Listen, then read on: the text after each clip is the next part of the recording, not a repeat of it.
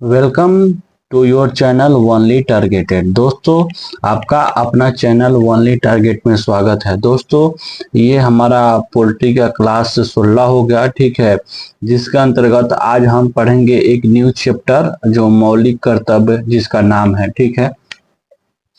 तो मौलिक कर्तव्य के अंतर्गत हम क्या क्या चीज को पढ़ेंगे ये सबसे पहले हम देख लेते हैं, क्योंकि आप जानते हैं कि हम लोग का पढ़ने का तरीका यह है कि सबसे पहले हम ये चीज देख लेते हैं कि क्या क्या चीज उसके अंदर पढ़ना है और फिर से हम अपनी पढ़ाई को शुरुआत करते हैं, ठीक है। तो देखिए, मौलिक कर्तव्य के अंतर हमें क्या क्या चीज को देखना है, सबसे पहले ये देख लेते हैं।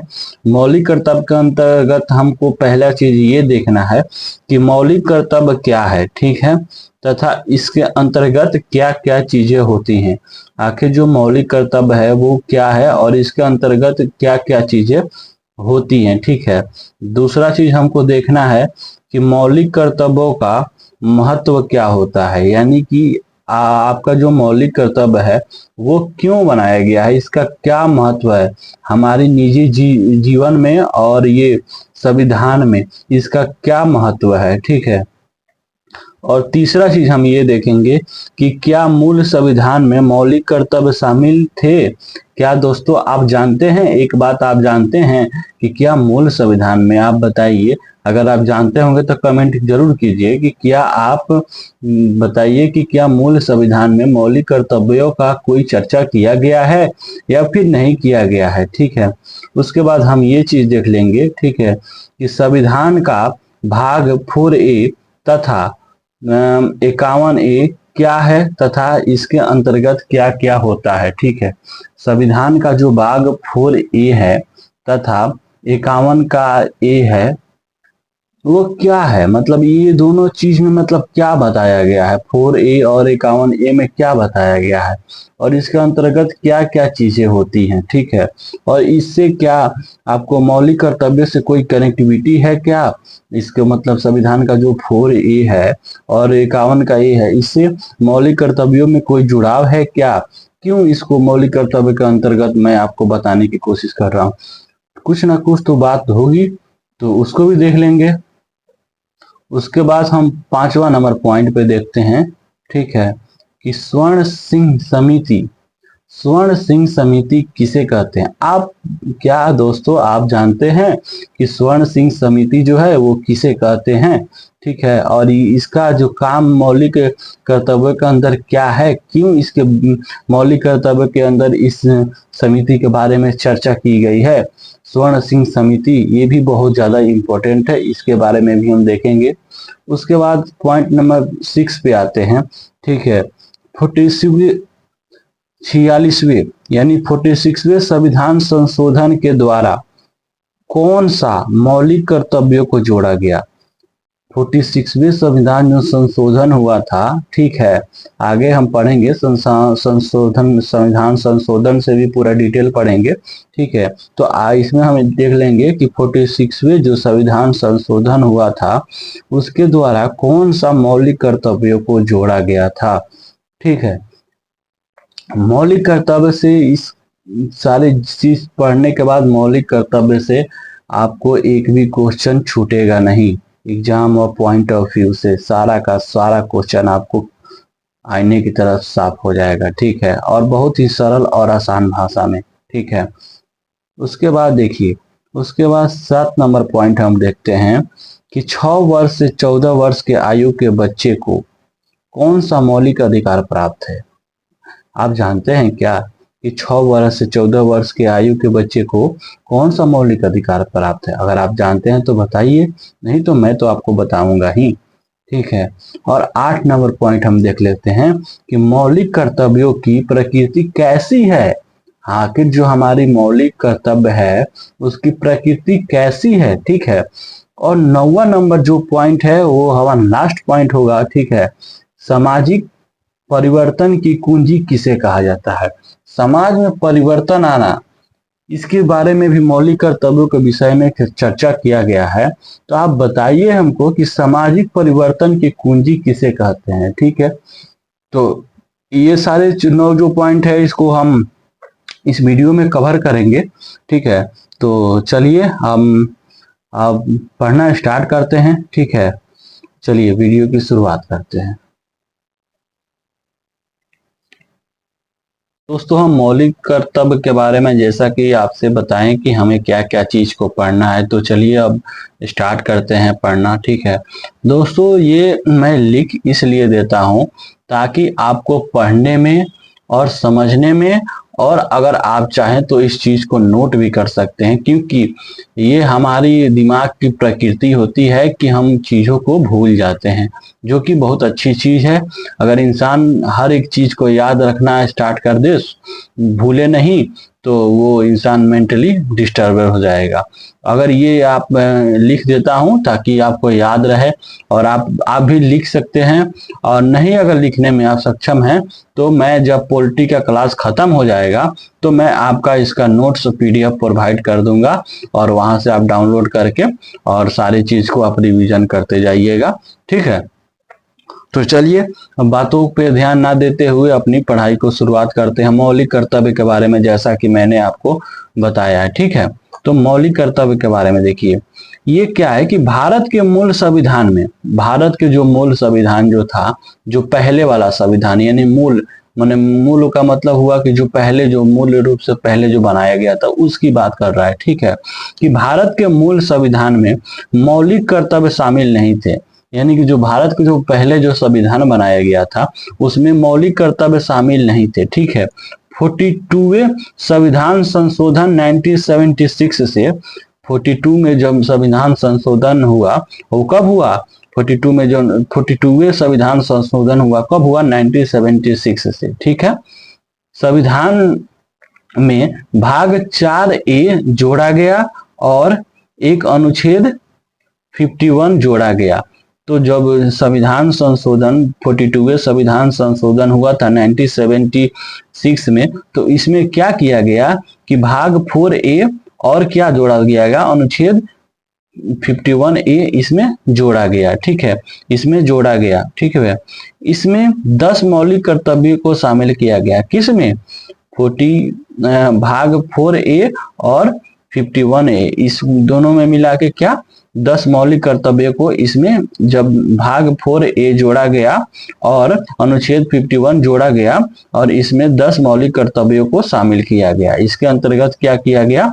10 मौलिक कर्तव्यों को जोड़ा गया। ठीक है, ये मौलिक कर्तव्य ठीक है, स्वर्ण सिंह समिति की सिफारिश के पश्चात जोड़े गए थे। ये मौलिक कर्तव्य किसके पश्चात, यानी कौन बोला था कि इस मौलिक कर्तव्य को जोड़ो?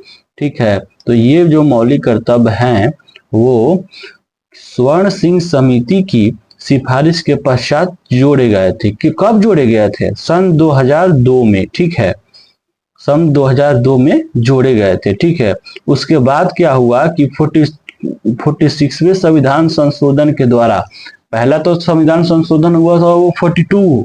ठीक है, उसके बाद क्या हुआ कि जब स्वर्ण सिंह समिति के सिफारिश पे 42 में जोड़ दिया गया 10 मौलिक कर्तव्यों को। ठीक है, उसके बाद क्या हुआ कि सन 2002 में 42वें संविधान संशोधन के द्वारा, ठीक है, 11वां मौलिक कर्तव्य को भी जोड़ा गया।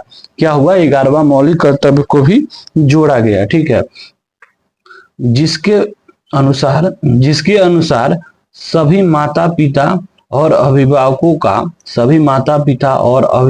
का यह कर्तव्य निर्धारित किया गया। ठीक है, यह कर्तव्य उसमें निर्धारित किया गया। ठीक है, कि वे अपने उन बच्चों को विद्यालय भेजे जो 6 से 14 वर्ष तक के आयु वर्ग के हैं। यानी कि उसमें यह बात बताई गई सभी माता पिता और अभिभावकों को कि वो अपने बच्चों को स्कूल भेजे। ठीक है, जो कौन कौन बच्चे जा सकते हैं स्कूल? जो 6 वर्ष से 14 वर्ष के जो बच्चे हैं उनको स्कूल भेजने के प्रावधान के बारे में बताया गया।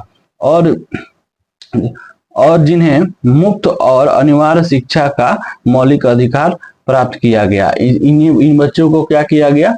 मुफ्त और अनिवार्य शिक्षा जो है वो मिलेगा। ठीक है, इस प्रकार वर्तमान में मौलिक कर्तव्यों की संख्या 11 है। ठीक है, ये जो बच्चों का प्रावधान एक जोड़ दिया गया ठीक है, पहले कितना थी, पहले 10 थी और ये बच्चों का जो प्रावधान जोड़ दिया गया तो मौलिक कर्तव्यों की संख्या कितनी हो गई, 11 हो गई। ठीक है, मौलिक कर्तव्यों की प्रकृति, मौलिक कर्तव्यों की जो प्रकृति है, ठीक है, वो गैर न्यायिक है, गैर न्यायिक है, गैर न्यायिक है। मौलिक अधिकारों की जो प्रकृति है वो गैर न्यायिक है। गैर न्यायिक का मतलब क्या हुआ, जैसे कि कुछ चीजों का या अधिकारों को न्यायालय में चुनौती नहीं दिया जा सकता।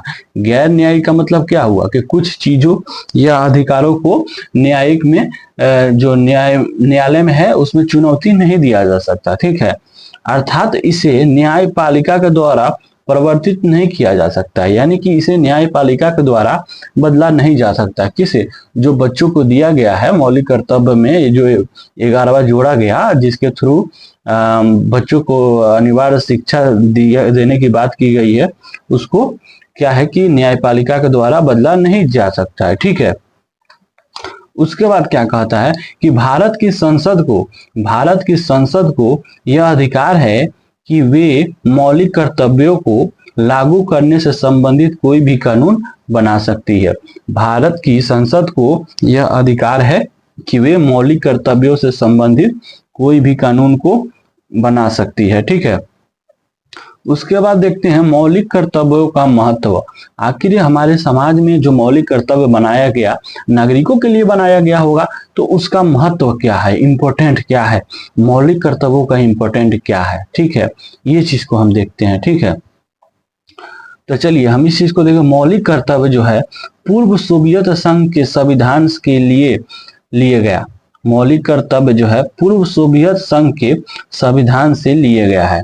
कहां से लिए गया, पूर्व जो सोवियत संघ है वहां से, उसके संविधान से लिया गया है। ठीक है, और यदि भारत के पूर्व मुख्य न्यायाधीश की बात करें के शब्दों में कहा जाए तो यह सामाजिक परिवर्तन की कुंजी है।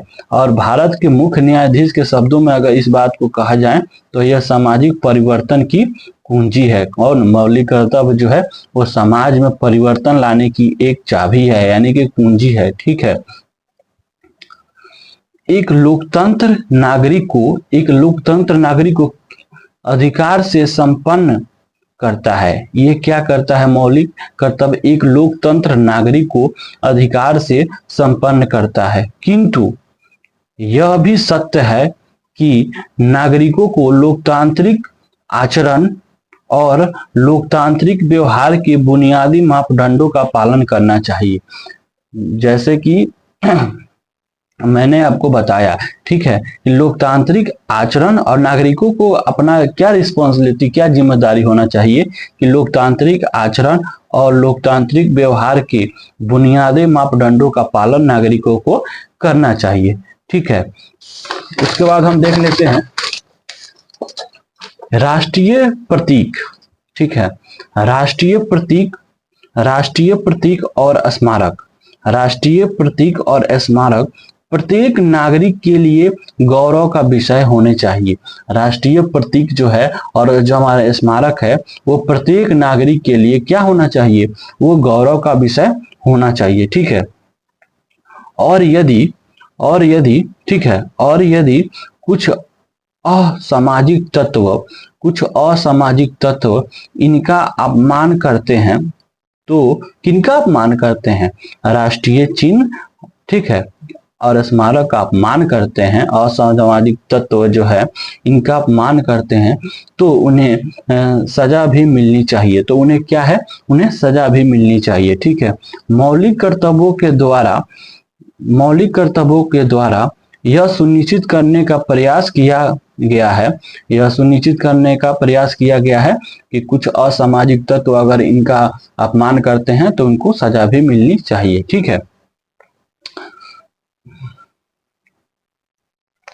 कुछ आलोचकों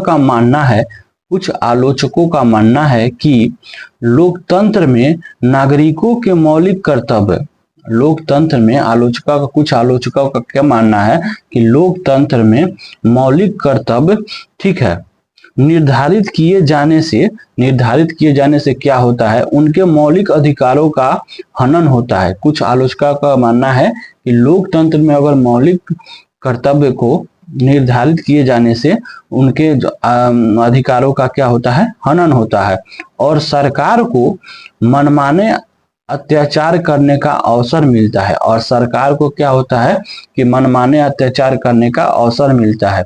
इसीलिए इसकी कोई आवश्यकता नहीं है। इसीलिए क्या है, इसकी कोई आवश्यकता नहीं है। मौलिक अधिकारों पर जो युक्ति युक्त प्रतिबंधन के प्रावधान हैं, ठीक है, युक्ति युक्त प्रतिबंधन का प्रावधान का मतलब हुआ कि किसी भी देश में नागरिकों को असीमित अधिकार नहीं हो सकता है, ठीक है। जैसे कि लोक व्यवस्था व शिष्टाचार आदि को बनाए रखने के लिए उस पर रोक लगाई जाती है, ठीक है, उसे ही युक्ति युक्त प्रावधान कहते हैं, ठीक है, युक्ति युक्त प्रावधान है, ठीक है। उसके द्वारा ही नागरिकों को अधिकार के उपयोग करते समय अधिकार का उपयोग करते समय नियंत्रण किया जा सकता है। यानी कि अगर आपको मौलिक अधिकार मिल गया है और उस पर युक्ति युक्त प्रतिबंध भी लगाया गया है, अगर आपको मौलिक अधिकार पर युक्ति युक्त प्रतिबंध नहीं लगाया जाएगा तो आप मौलिक अधिकार का जो है वो गलत इस्तेमाल कर लेंगे, जिससे क्या होगा कि शिष्टाचार और लोक व्यवस्थाओं को खतरा हो जाएगा, ठीक है। तो क्या हुआ है, इसीलिए इस पर युक्ति युक्त प्रतिबंध लगाया गया है, ठीक है। किंतु यदि गहराई से विचार किया जाए तो ठीक है, नागरिकों को अधिकारों के साथ साथ कर्तव्यों का भी पालन करना चाहिए। नागरिकों के अधिकारों के साथ साथ कर्तव्यों का भी पालन करना चाहिए, ठीक है। क्योंकि कोई भी अधिकार असीमित नहीं हो सकता है, ठीक है। अगर मान लीजिए आपको कोई अधिकार असीमित दे दिया जाए तो उसको आप गलत इस्तेमाल कर सकते हैं, उस अधिकार का जो है आप गलत इस्तेमाल कर सकते हैं। इसीलिए कहा गया है कि कोई भी अधिकार असीमित नहीं होना चाहिए। इसीलिए इस अधिकार पर यानी कि मौलिक कर्तव्यों पर भी युक्ति युक्त प्रतिबंध यानी कि उस पर भी रोक लगाया गया है, ताकि आप उसका जो है गलत इस्तेमाल ना कर सके, जिससे कि हमारे देश में लोक व्यवस्था और शिष्टाचार और आदि बहुत सारा चीज जो है वो बना रहे। इसीलिए इस पे प्रतिबंध लगाया गया है, ठीक है। तो आई होप कि दोस्तों मेरी जो बातें है वो आपको समझ में आ रही होगी, और नहीं समझ में आ रही है तो कमेंट बॉक्स में कमेंट करके मुझे बताइए। और मुझे जो भी आपको पढ़ने में दिक्कत हो रहा है, जो भी मैं पढ़ा रहा हूँ इससे संबंधित जो भी आपको दिक्कत हो रहा है, तो कृपया करके आप मुझे कमेंट बॉक्स में बताइए, ताकि मैं अपने आप पर थोड़ा मेहनत करके उस चीज को सुधार सकूं, अपने आप को इम्प्रूव करके, और आपको बेटर से बेटर आपको समझा सकूं, ठीक है। तो चलिए, ये रहा हमारा मौलिक कर्तव्य, और फिर मिलते हैं आपसे नेक्स्ट वीडियो में, ठीक है। दोस्तों मैं जितना आपको पढ़ा दे रहा हूँ सिर्फ वही रिवीजन करते जाइए, इसके अलावा आपको कहीं कुछ देखने का जरूरत नहीं पड़ेगा। अगर आप वहीं सिर्फ पढ़ रहते हैं तो आपका हर एक एग्जाम का कवर हो जाएगा, ठीक है। तो चलिए मिलते हैं, thank you for watching the video, और मिलते हैं आपसे फिर नेक्स्ट वीडियो में।